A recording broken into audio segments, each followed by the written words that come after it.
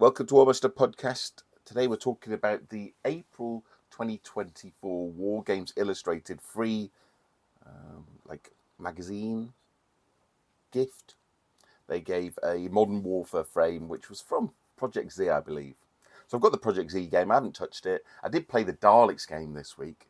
God help me, Exterminate or something. That was fucking awful. That was terrible. Cybermen versus Daleks, and I kind of like Tom Baker Doctor Who, and I like the Daleks. But the game was it just stank. It was just awful. Maybe one day I'll write a review about how poor it was. But just on a tangent, any game where your walk speed, not your run speed, not your charge speed, but your walk speed is equal to most of the ranged weaponry in the game, that's going to cause problems in a game because it just will. It's just a terrible piece of yeah. I don't know how you get in the situation, and hopefully the Project Z game, the zombie game that I haven't touched, which shares the rule set or the engine at least. Hopefully that's not an issue with that game, else that'll be going in the bin too. Anyway, I got this frame free with the magazine. I bought a second frame so we could have a bigger team or teams facing off or whatever. So I wanted to build them and paint them in the quickest way possible because I'm 80-20 kind of guy.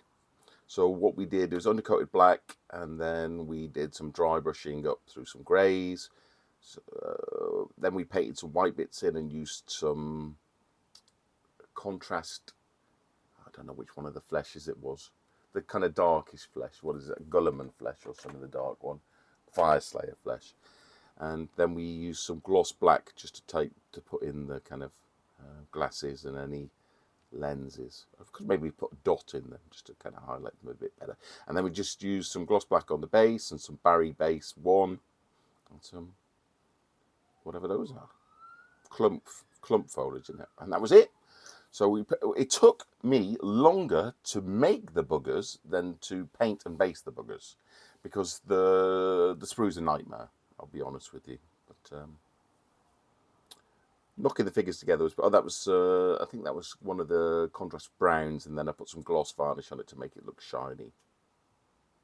So that you couldn't make an easier, quicker army than this. Everybody's equipped with whatever they be, assault rifles.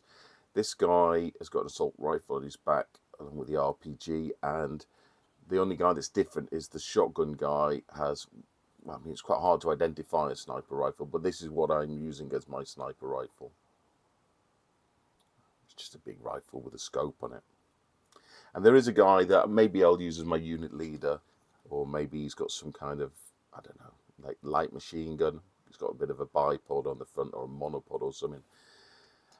Yeah, so I mean, it was just a case of let's get them done as quickly as possible. So maybe it took an hour to build them. It took about an hour to paint and base them. I mean, I spent more time waiting for them to dry than actually doing anything with them.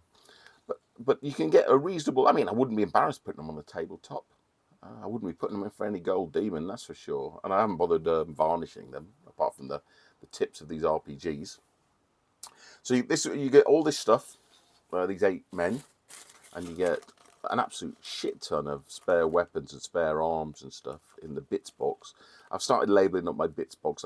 I'm going to end up with a bits box that's completely unmanageable. I'm sure every nerd's got a bits box that's just out of control, but at least this way I'm trying to say what it is and what scale it is to at least give me a fighter's chance of finding something useful occasionally. And this is the frame that you got in there. There is a kind of how to build JPEG available that I managed to download, but it's really shitty resolution. It's really low resolution, and it doesn't really help you very much. I mean, from what I remember, there are 2 A torsos, and you have to match them up with number 1 legs, I think. And there are about 8 A torso right hands and only 1 left hand. And you go, well, how does that work? So there are left hands available for other torsos, but they don't really, because of the way they got kind of their both hands tend to be holding onto the weapon. It doesn't fit. So I think I think it's this guy here. I think I just had to have his kind of hand just.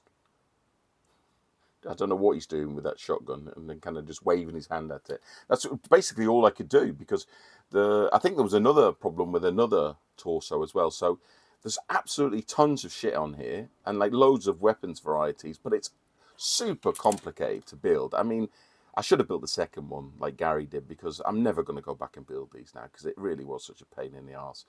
And it just doesn't work. You've got like torsos that you don't even have arms for. Anyway, and you've got all these bits here that it's just beyond ridiculous, these bits. I'm not sure what on earth they were thinking. So they've got like cod pieces and backs of, so these got like backs of belts.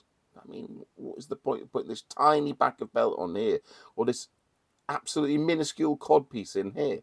And there's like, no, you can't have everybody with matching cod pieces. So some of them have got cod pieces and belts, some of them haven't got belts, and it's like, I just didn't bother with any of this stuff here. This is just ridiculously small. But for the money, I mean, you're talking about, I bought them, even with the magazine, you got like eight miniatures for £5, and plus a free magazine. You can't really go wrong. I'm not sure you'll find it anywhere anymore, but if you do find it, I'd recommend picking it up. You can certainly play a game like Spectre with 8 miniatures, or you could make your own bloody game. Maybe that's what I'll do, my own bloody game with 8 miniatures. So yeah, if you see it, pick it up. You'll lose your mind trying to build the. just put them together best as you can. The other thing that annoyed me slightly is, I know it's aimed at a slightly different game, in that it's kind of like the Project Z game, so stuff wouldn't really have uniform, but it was quite difficult to get the assault rifles looking even remotely similar. So there's 2 or 3 different types of assault rifles you'll just have to use, and that doesn't really make for great coherence within like a modern warfare.